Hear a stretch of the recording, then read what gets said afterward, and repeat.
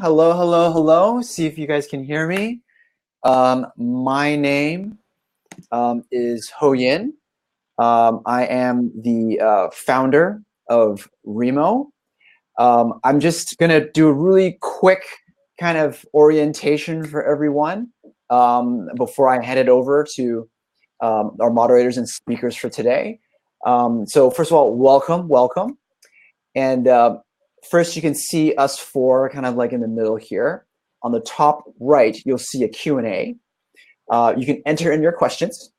And after you enter the questions, they can be voted on. So Vanessa Tierney, our moderator, she will, at some point, she will also look at these Q&A questions and will pull these questions to ask the speakers. So please enter in your questions there. You can also vote them, so it's very democratic. On the bottom right is a chat box where you can kind of talk about and express your feedback to the speakers and chat as well. But other than that, if you guys have any issues, please click on the Need Help button, which is on the bottom left corner of the screen. And I hope you guys enjoy it. So it is my pleasure and honor to introduce Vanessa Tierney to be the moderator for our next discussion. Thank you so much. Super, thank you very much, Yo. So delighted to be moderating today on a topic that is close to my heart.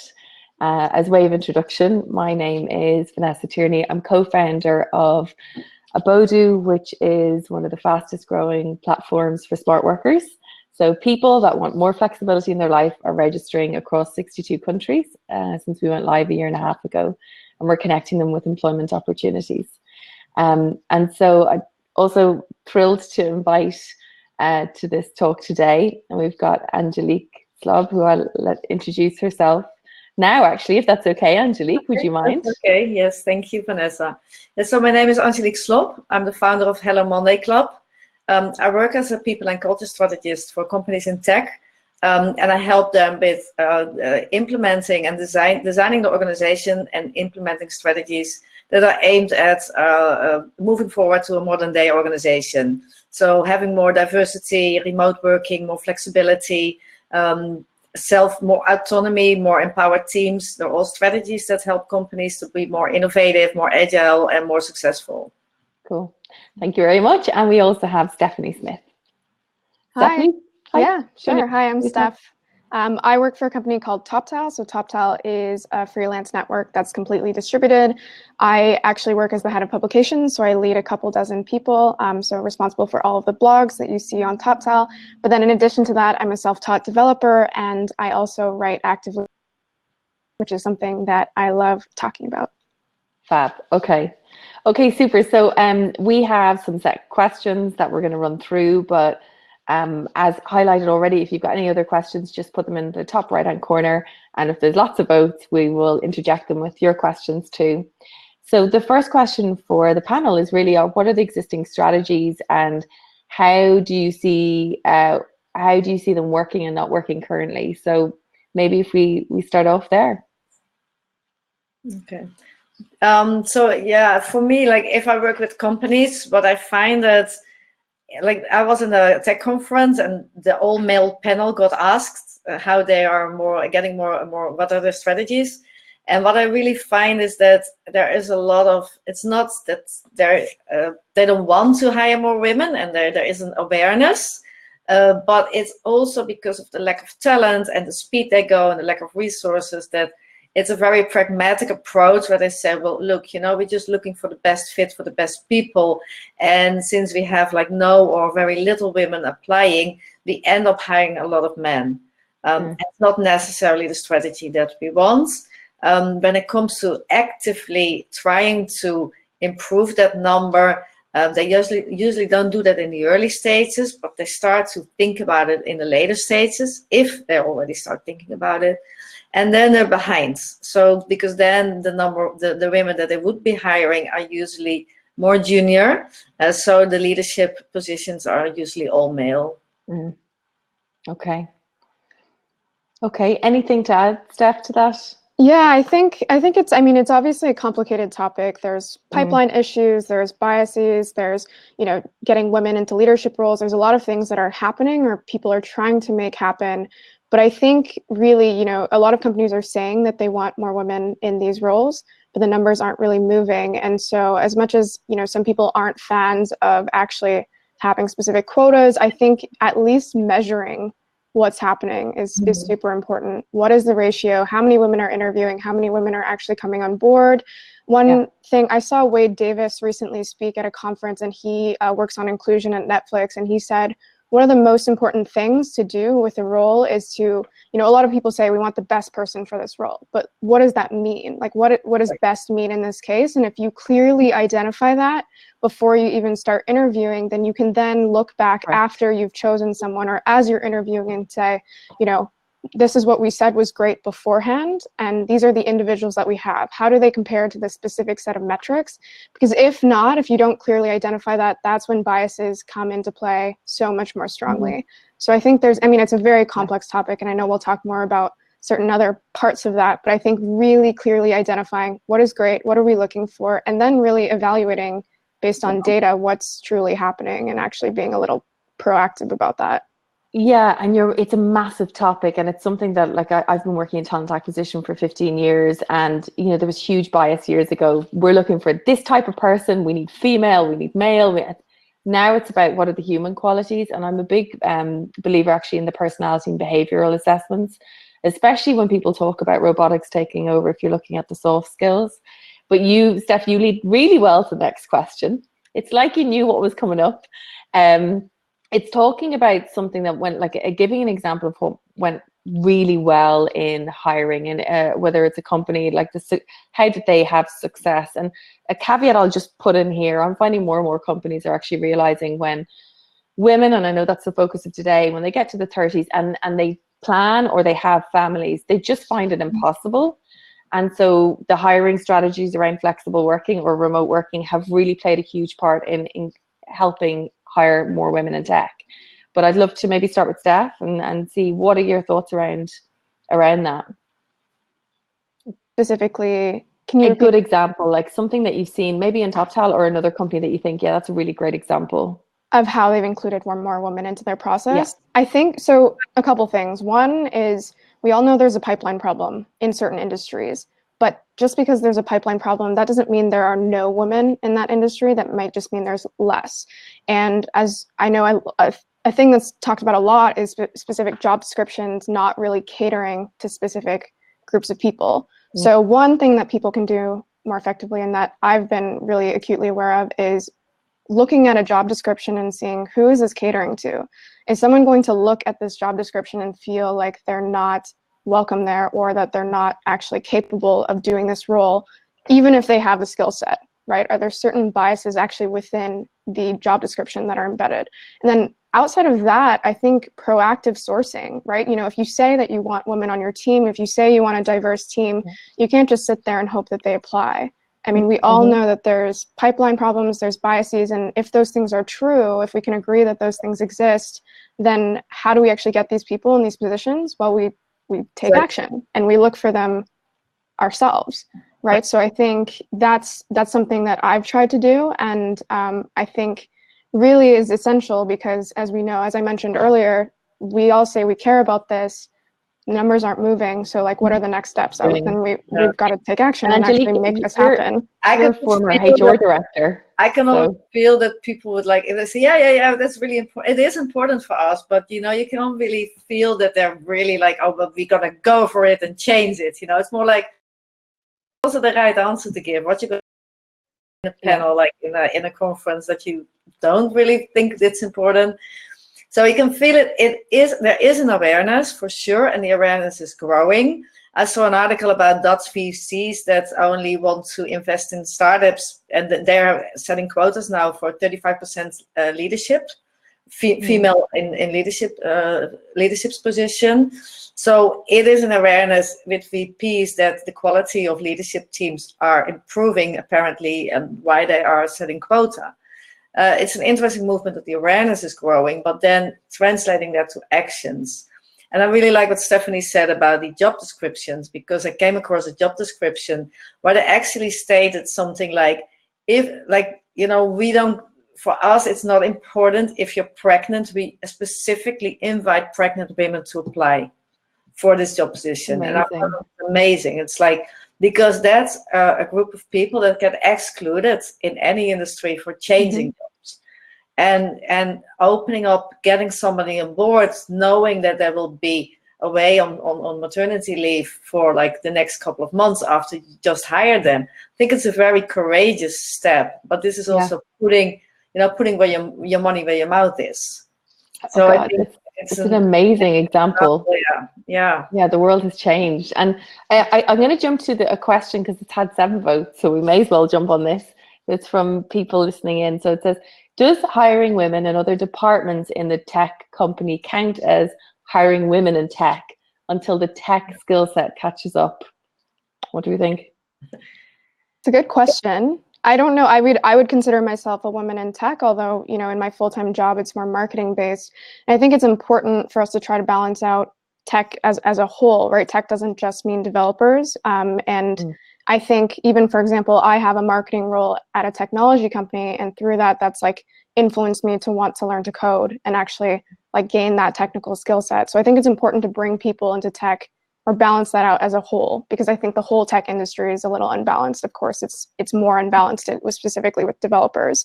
And I think as we get more balance across the industry as a whole, the perception changes. Like, who's in technology? It's not just men, it's now women. It's a diverse background of people.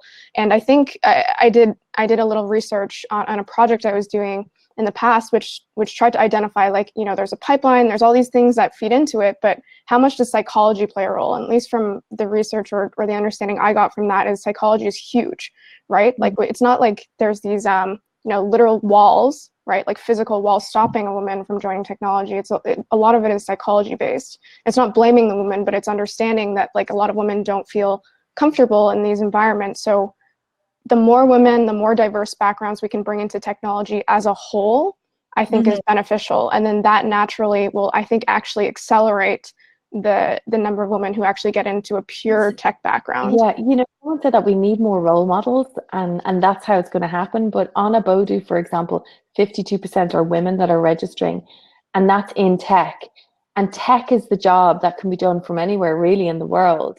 That would perfectly suit those that need more flexibility. But it's joining the dots. When you're finishing school and you're choosing your degree or coming out as a graduate, are you told about this at that stage and brought through grassroots or not? I don't know. Angelique, what do you think? Well, coming back to the question, because I think it's an interesting question. Obviously, I work for tech companies, but I have a people and culture, human resources background. This is a very female-dominated area. Although I was always in male-dominated, I was always like in finances and consulting. I was always like in a lot of like 80-90% male companies. I think in general, obviously, it's not. You can't say it's equal because we have 50% of females in total, but those 50% are in non-engineering roles. But it will affect the culture. So it will affect the culture, and as a strategy, because it's also not equal if the women are in non-tech roles and the men are in tech roles, obviously. But as a strategy, especially possible if you're a bigger company, you can use the marketing and HR roles and communication roles and everything that attracts the more female applicants as a training ground. Because you have people in your company and you can offer them training programs into tech. So if you want to improve the number of women, because those women already know your company, they're happy. So retention rates are pretty high, and you give them a career path as well. Because like obviously there's only so many marketing roles, so many HR roles. So you can offer them a path into leadership, of combining that with traineeships, mentor roles. And if people don't feel it's for them, they can either stay in the role that they came in originally or move to another company. But at least they've gotten the experience and the challenge and the opportunity to develop them. Super. And we've just had Nadia join. Hi, Nadia. Hi. Hi, Nadia. How are you? Welcome. Do you want to do a quick introduction to yourself? Absolutely. Well, my name is Nadia, so that you can meet me real quick. I am responsible for hiring top talent all over the world, particularly in Europe right now, and talent strategies, retaining people, and making sure that great people add great value to amazing companies. Okay, that's cool. Nadia, you've only missed a couple of questions, so and it's good that you're joining for this one because I'm going to start with you. And there's some cool questions going as well. So I'm going to really try and put pressure to answer quickly so we can answer as many as possible. It's around what are the benefits that we can offer women, females in tech to attract more in. Now, before I let anyone answer, I really am passionate about, I think flexibility is absolutely key at a certain level. In your 20s, you don't mind living and working in the city. It's the social life. You get to a certain point that you just want more flexibility. Might not be for family, it could be for your own, you want to buy a house where you can afford, or you just want a better lifestyle. So I think that flexibility is one of the key things. And we did a national survey in Ireland, and 77% of employees said that was their number one. That's what they want. And then 1 in 3 said they'd move job for more flexibility, not salary. So I'll open it to now. Feel what's important to attract more women? I would say that I'm a great example of what you have just said, a live example that everybody can observe and ask, how does she do it? Yes, flexibility. I believe that giving women flexibility allows them to combine things that are important for them in life. And that's the most important thing. I think that if you keep someone in a cage, then you can't expect amazing results. But if you know that we are dealing with a person who really shows top talent, who shows appreciation to the employer, believes in the mission and vision, then when you give the person proper flexibility, then the person is actually going to be even more engaged and the woman is going to do more. That's how I see it. I'm also a person who is constantly willing to develop, constantly willing to prove that, yes, I can still do better. And I also see that many people say, well, this is not really standard, right? Because we have 9-to-5 jobs, we do the same thing every day. But yeah, flexibility. And I think what is linked to flexibility in a way is definitely also different kinds of remote work, right? Because then we really can combine those important things in our lives with our careers as well, which is equally important, right? Yeah, absolutely. Anyone else? Angelique, what do you think? Yeah, I think more flexibility it's more important, actually, not just for women, but a lot of people want more flexibility. I think it's also for a lot of things in more broader societal context very beneficial. But you can see in the Netherlands, because we have high flexibility even by law, it's like working part-time and having flexible hours is like more or less facilitated by labor law, and especially the sectors that have more women, they are more enabling into flexibility, thus actually attracting more women. So offer more flexible schemes, especially for tech as a tech company, remote working as well, and that's it's in location and in time. That will definitely help to attract more women. Yeah, and I think, so Steph, I'm going to actually use one of the questions here from the audience as to the next one, because in Ireland today, my co-founder attended a ministerial event around passing potential law around remote working Ireland, and then there's a bill potentially being passed in the UK in process. So lots happening, and this question is, when I think of remote work, tech and other, I see that there's a huge demand in the US, but not in Scandinavia or Switzerland, for example. Why is that, and how does one get started? So I don't know specifically what's holding different countries back in terms of legislation. I've worked remotely for the past 4 years, and I can think of a lot of the remote first companies do tend to be American. I think that's where a lot of, the push is stemming from. You have a couple different companies who have really been thought leaders in the States. I'm actually Canadian, but I know a lot of the larger remote companies have started there. I do wonder if it came from a place of, historically, a lot of American companies have been a little more stringent on holidays, on longer working hours, more of the typical office environment. I wonder if that actually, received a pushback, and that's why we're seeing so many people really focus on establishing remote and flexible companies in that region. I'm not actually familiar with the laws, in these various countries and what's stemming from that. But I think I've traveled around a lot over the last couple of years, and I think the push for flexibility is pretty universal. Men, women, all over the world are looking for that. It's a cultural thing, actually, don't you think? Yeah, if you look at leadership styles, for example, because I did organizational sociology, where we also looked into leadership styles. So we have a more familiar feminine leadership style that emphasizes culture more in Northern Europe and Scandinavia, versus, for example, the more masculine leadership style in the States. So that could affect, because I do know that I know Dutch founders that say, well, I actually think that the culture is happening at the office. I prefer to build an office and get my people there. So it's that idea of being in an office and being responsible for the culture as a manager, while in the US it is more about I'm responsible for the results, and it's a different mindset. And I think that helps, but also Steph says labor law, because there's a high responsibility for employers for the well-being and health of, and especially, for example, offering a workplace that allows you to sit correctly so you don't get like physical complaints, which is something you can't really control if people start to work remotely. So that's a fear. It's a fear also for companies to know how to navigate that little bit of a gray area, because labor law is behind on the actual developments that we see in that area. Absolutely. So we have to, of course, I'm more like, move around in that gray area and actually, come up with very good remote policies. Correct. That describe the responsibility also of the person, but the intention. And for example, what you could do is give people access to co-working spaces that have good facilities.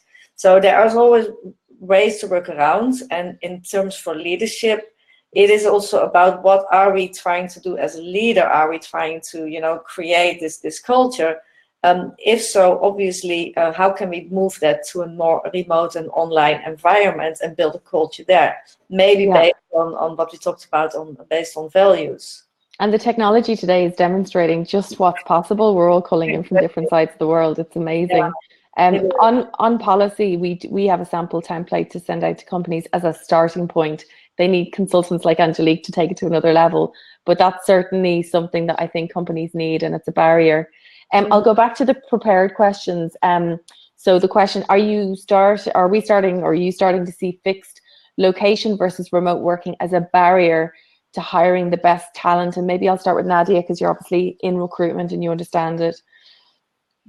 Yeah, I mean, I absolutely do. And I see that we can look at it both ways. On one hand, we can look at the side of the employer, where we see that the talent pool is rapidly shrinking, especially when we talk about tech, right? That's like the first thing. We're not talking about engineering, production. There it's a little bit different. We're not there yet with technology, but I'm sure we will be. So in terms of tech, yes, it's always a challenge for an employer, since the best people may not be located in your area. And also in terms of employees in general, this is something that they're really looking for. I believe that when we look at those kind of positions that require a more creative mindset, or maybe mingling with people, having many ideas, involving in general more creativity. I'm talking about tech, I'm talking about marketing, right? Sometimes sales, obviously, in general, HR, for example, then definitely this is something that is demanded. And I see it coming more and more, that really it should be introduced by many more employers as something that is going to be considered upfront. But I think that remote work, I'm a remote work passionate, and I also work remotely. Sometimes I jump into the offices occasionally to see the people. So I see them just like you, and I feel like we're in one room.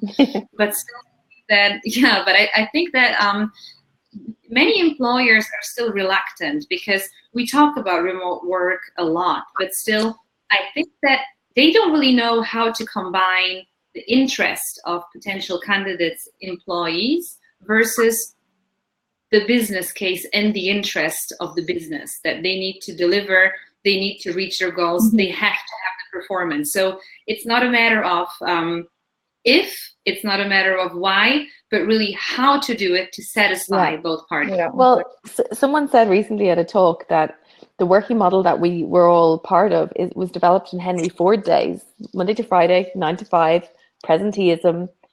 Whereas now with technology and the revolution, it should be on results and actually happiness level and stress levels, and that should be measurement of success. There's a controversial. Sorry, go on. I would say if Henry Ford would come back today, which is, you know, redesign the workplace and the working hours, like totally different. Completely. Yeah, and it would be, but we are still so, everybody is so like indoctrinated with the paradigm, and changing that paradigm, it's one of the most challenging things, and it's actually the core of what I do, is helping people to change their paradigms and their attitudes and their way of thinking, and then showing them new ways, because that's also what's stopping them. So because you know how to build a process and how things work in an office, but the idea, like if you have to move that remotely and you have never done that, it's like a gray area, and you're kind of like, it feels scary, and I'm not sure if that's going to work and how I'm supposed to do that. So to stay safe, on safe ground, I just stay here, and we start at the office, and maybe later we can go remotely. Yeah, kind of like, it's a very understandable reflex, but in terms of strategy, especially if you're looking for that top talent, but it's not necessarily in the radius around your company, it's like crucial to step back and say, okay, how can we make it work? Yeah. Even if it's scary, even if we don't know, you know, let's just try it. But that's it in a nutshell. If everyone left this call today suggesting to their employers, just pilot it with the next hire or one team or Fridays working from home and measure impact and results, we'd be flying. There's not a controversial question, but it's on the site. It's had 12 votes, so I better ask it. It says, first impressions, are we losing female talents because women are not completely confident during the face-to-face interview? And it says answered. Oh yeah, because I've just asked the question. Like, no one's answered this. So what? Okay, because I'll just say I find women to be very confident in interviews, but I think sometimes the way we historically have set it up is not necessarily emotionally friendly, or on an emotional level. It's very structured and it's very black and white, and it doesn't suit today. And look at this. Look at this situation today. I mean, if interviews were conducted like this in a friendly, emotional manner, you get the best out of people. So anyway, that's my penny's worth.